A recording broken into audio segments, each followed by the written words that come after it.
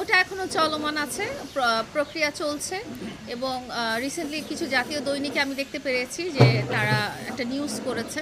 তো আমি আমার অতটুকুই জ্ঞান আর কি ওই ব্যাপারে। আর এখন পর্যন্ত কিছু এই মানে মামলা শেষ কোথায়? এই মামলাটা যতটুক মানে আদালতের কার্যক্রম হিসেবে যতটুক চলা সম্ভব ততটুকুই না, চলবে। আপনি কি চান এই মামলা আমি শেষ? চাই এটা চলবে। মানে আপনি চান যে এটা চলবে? চলবে, হ্যাঁ। মানে এর কি শাস্তি চান বা এর না, আপনি যে শাস্তি মামলা করেছেন, আমি ডিসাইড করার কেউ না আসলে। এটা মহামান্য আদালত ডিসাইড করবে আমরা যে আমরা জানি নারী নির্যাতন মামলা যতক্ষণ পর্যন্ত নারীরা কেস না উঠাবে, মামলা না উঠাবে ততক্ষণ পর্যন্ত চলবে এবং নারীদের কাছে বলা হয় যে আপনি কি শাস্তি চান। এই কারণেই তো মামলা এবং কেস করা হয়। তো আপনার মানে চাওয়াটা কি?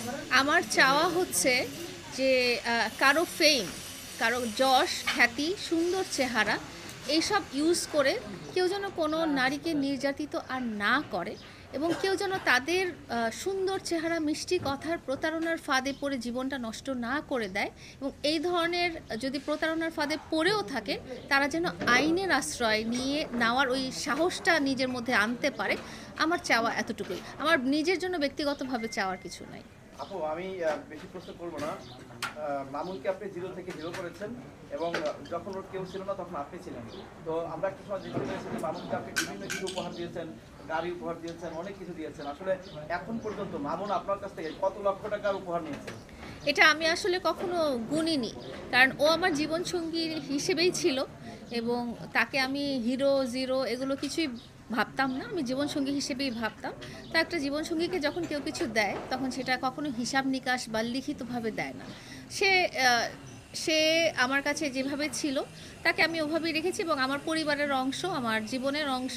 সেখানে আমি কোনোদিন একটা হিসাব করতে যাইনি যে আমি এটা দিলাম বা ওটা দিলাম বা সেটা দিলাম। বিগ অ্যামাউন্টের আছে না যে আপনি গাড়ি দিয়েছেন, একটা সময় দেখলাম যে আপনার গাড়ি এটা বিক্রি করে সাধারণ, দিয়েছেন। এটা মামুন না হয়ে এই জায়গায় যদি অন্য কোনো লোক হতো তাহলে আমি তাকেও ওটাই দিতাম। না, অনেকে এটা নিয়ে আলোচনা করে, যেহেতু আপনার সোশ্যাল মিডিয়াতে অ্যাক্টিভ এবং ভাইরাল লোক, আপনাদেরকে নিয়ে মানুষ আলোচনা করে যে 1 কোটি টাকার উপরে হয়তো লায়লা আপুর কাছ থেকে মামুন নিয়েছে। আসলে সেরকম হবে কিনা একটু নিতে পারে। আমার যা সামর্থ্য ছিল, আমার যা সামর্থ্যের মধ্যে যতটুকু ছিল এবং ততটুকুই আমি তাকে ভালো রাখার চেষ্টা করেছি, ততটুকু আমি তাকে দেওয়ার চেষ্টা করেছি। এটা এটা আমি এখন পর্যন্ত বা জীবনে কখনো আমি গুনবো না যে আমি ওকে হিসাব করে এত দিয়েছি অত দিয়েছি, বা এটার এগেনস্টেও আমি কোনো আইনি লড়াই করব না বা মামলা করব না যে ও আমার কাছ থেকে এত নিয়ে গেছে বা আমি ওকে এত দিয়েছি। এটার এগেনস্টেও আমি কখনো কিছু করব না। আচ্ছা, লায়লার সাথে মামুনের সম্পর্কটা ছিন্ন হওয়ার মূল কারণটা ছিল না কি যে আপনি নাকি তাকে ফ্ল্যাট লিখে যান নাই? আসলে এরকম একটা গুঞ্জন কিন্তু আসছিল। আপনার মুখ থেকে জানতে চাই, আপনার সাথে মামুনের সম্পর্ক কি এই কারণেই ছিন্ন হয়েছে কিনা? আসলে যখন ভাবি, চিন্তা করি, তখন নানা রকম কথা মনে আসে। হ্যাঁ, বাট এটা একটা অবশ্যই একটা কারণ ছিল যে উনি ওটা পাননি দেখে উনি চলে গেছেন। বাট যখন আমি চিন্তা করতে যাই তখন মনে হয় যে উনি আমার সাথে প্রতারণা করেছেন, উনি আমাকে ব্যবহার করেছেন, বা তৃতীয় পক্ষ কেউ এসে ওনাকে আরও বেশি লোভ দেখিয়ে নিয়ে গেছেন।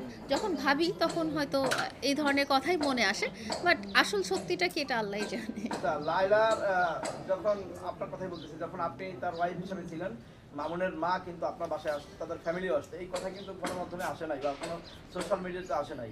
আপনার যেহেতু আজকে পেয়েছি, আপনি বলবেন যে মামুনের ফ্যামিলি আপনার এখানে আসে কতদিন ছিল এবং আপনার সাথে মানে আপনাকে কি বলে ডাকতো মামুনের মা? প্রথম থেকেই ওনাদের সাথে আমার ভালো রিলেশন এবং প্রথম থেকেই যাওয়া আসা এবং থাকা সবই ছিল প্রথম থেকেই। এবং ওনার পরিবার থেকে সম্মতি এবং সাপোর্ট পাওয়ার পর থেকে কিন্তু আমাদের সম্পর্কটা শুরু হয়েছে। পারিবারিক সাপোর্ট ছাড়া সম্পর্কটা কিন্তু শুরু হতো না। পারিবারিক আগ্রহটাও ছিল। উনি আমাকে লায়লা বলেই ডাকতেন আর ওনার সাথে আমার খুব ভালো সম্পর্কই ছিল, কিন্তু যতদিন সম্পর্কটা ছিল। মামুনের মা আপনাকে কি বলে ডাকতো? আমার নাম ধরে ডাকতো। বৌমা বলতো না? না, লায়লা বলেই ডাকতো। ও, মামুন এবার ব্যাক করতে চায়, সেক্ষেত্রে কি আপনি? ও ব্যাক করতে চাবেও না আর আসবেও না।